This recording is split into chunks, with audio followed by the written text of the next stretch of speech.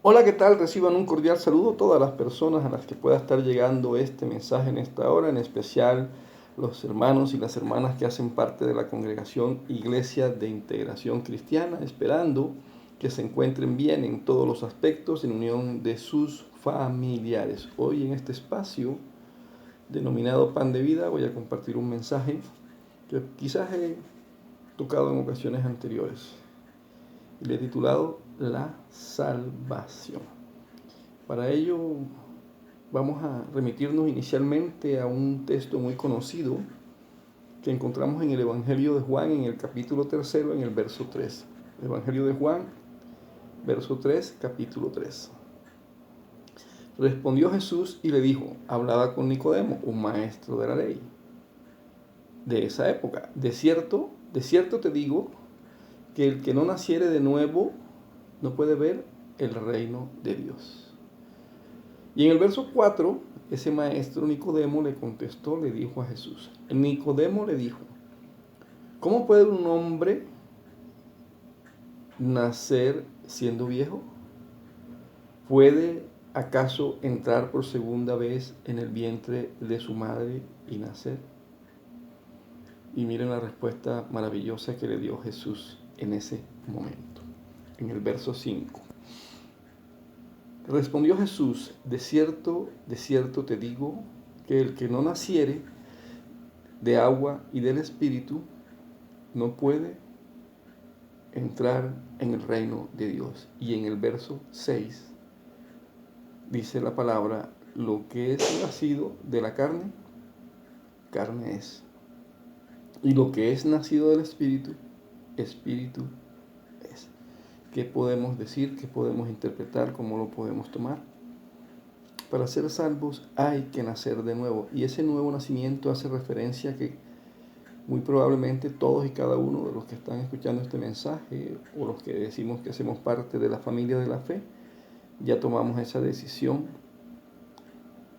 y que somos nuevas criaturas. Es indispensable nacer de nuevo para alcanzar la salvación. Y entonces puede surgir otra pregunta, si la salvación se puede perder.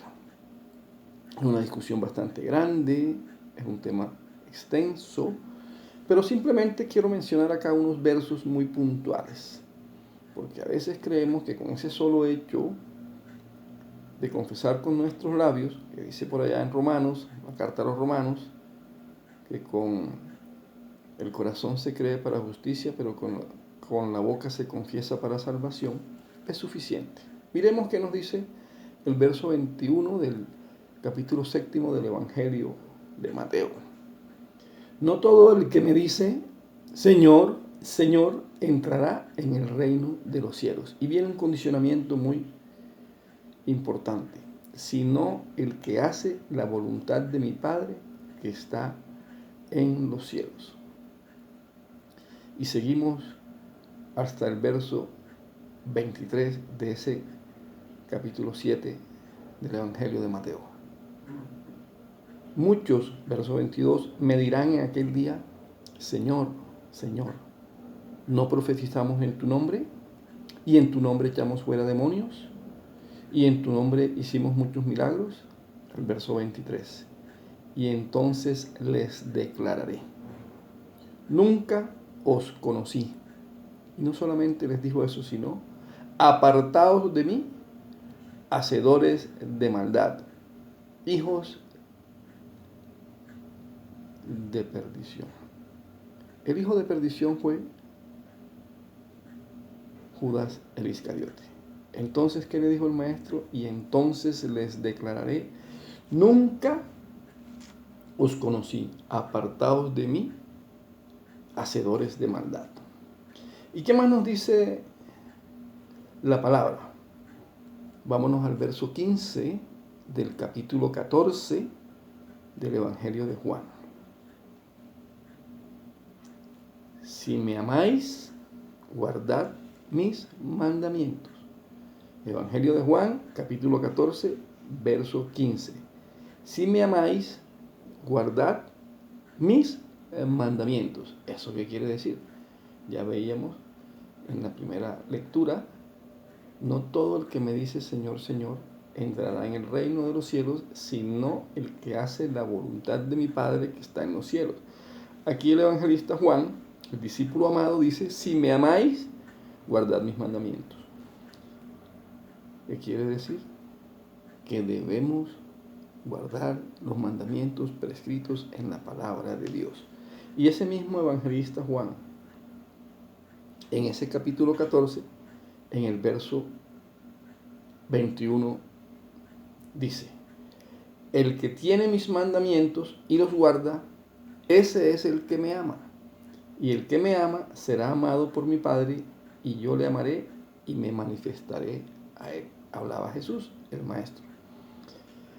El evangelista Juan también nos dice, en el verso 10 del capítulo 15, Juan, Evangelio de Juan, verso 10 del capítulo 15, si guardareis mis mandamientos, permaneceréis en mi amor, así como yo he guardado los mandamientos de mi Padre y permanezco en su amor.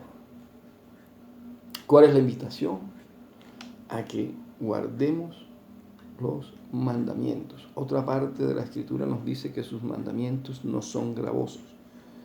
Debemos apuntarle, debemos procurar guardar esos mandamientos, que para nosotros como cristianos es bastante difícil, pero con la ayuda de Dios todo es posible.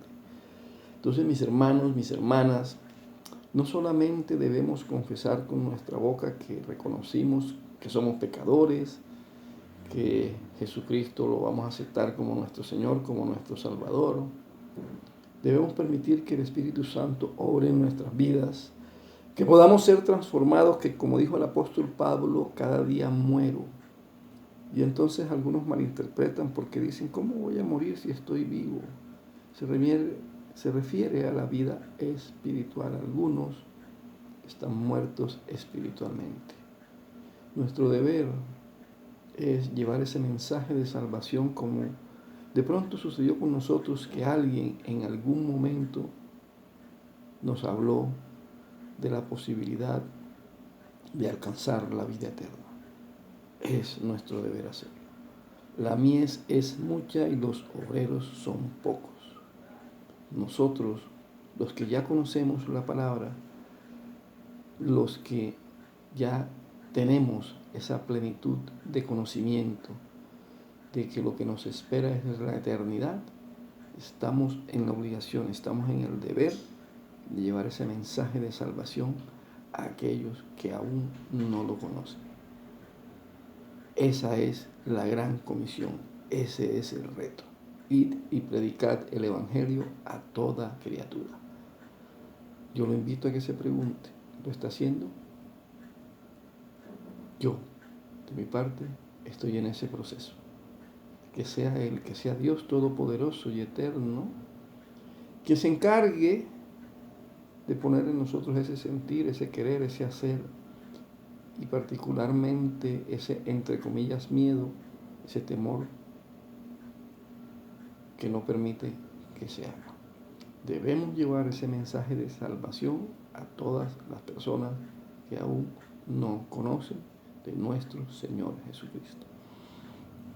Padre, gracias por tu palabra, gracias por tu misericordia, gracias por tu bondad, gracias por lo que has hecho, gracias por lo que estás haciendo, gracias por lo que falta aún por hacer en nuestras vidas. No permitas que nos desviemos de tu camino.